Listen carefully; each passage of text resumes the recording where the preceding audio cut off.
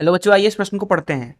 0.2 kilogram द्रव्यमान के एक पिंड को 10 मीटर प्रति सेकंड की प्रारंभिक चाल से पृथ्वी तल से ऊर्ध्वतः ऊपर की ओर फेंका गया। गणना कीजिए अधिकतम ऊंचाई पर पहुंचने पर पिंड की स्थितिज ऊर्जा। जी का मान है उसके लिए 10 मीटर प्रति सेकंड का वर्ग। आइए इस प्रश्न की मुख्य अवधारणा की चर्चा करें। मुख्य अवधारणा, देखिए, मान लीजिए कि ये धरातल है। कुछ इस तरीके से हम क्या करते हैं कि धरातल पे एक वस्तु लेते हैं। ये मान लीजिए एक वस्तु है धरातल के ऊपर, इसको ऊपर की तरफ अब हम ले जाते हैं। मान लीजिए हम इसको h ऊंचाई तक ले गए। धरातल पे अगर इसके स्थिति ऊर्जा को हम u1 बोल देते हैं और h ऊंचाई पर इसकी स्थिति ऊर्जा को u बोल देते हैं, गुरुत्वीय स्थिति ऊर्जा, तो यहां पे लिखा जाएगा कि कितना परिवर्तन हुआ गुरुत्वीय स्थिति ऊर्जा में, वो बराबर होता है गुरुत्वीय बल के द्वारा किया गया कार्य के। अब वस्तु को h ऊंचाई पर जब ले जा रहे हैं, मान लीजिए वस्तु का द्रव्यमान m है, तो वस्तु के ऊपर लगातार नीचे की दिशा में लग रहा होगा गुरुत्वीय बल mg बल नीचे की दिशा में, और विस्थापन हुआ है ऊपर की दिशा में h से।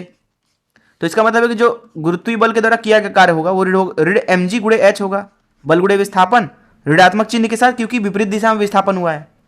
तो डेल्टा u है जो कि है अंतिम स्थिति ऊर्जा ऋण प्रारंभिक, अर्थात u ऋण u1, ये आएगा mgh के बराबर, अर्थात h ऊंचाई पर जो गुरुत्वीय स्थिति ऊर्जा है उसका मान लिखा जाएगा u1 जो कि है धरातल पर गुरुत्वीय स्थिति ऊर्जा धन mgh के।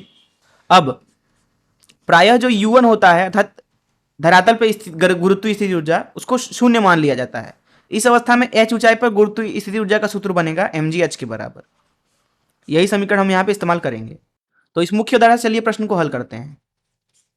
यहाँ पर प्रश्न में हमसे बोला जा रहा है कि धरातल बना लिया, 10 मीटर प्रति सेकंड की प्रारंभिक गति से एक वस्तु को ऊपर की तरफ फेंका गया 10 मीटर प्रति सेकंड की चाल से। 0.5 किलोग्राम उसका द्रव्यमान है।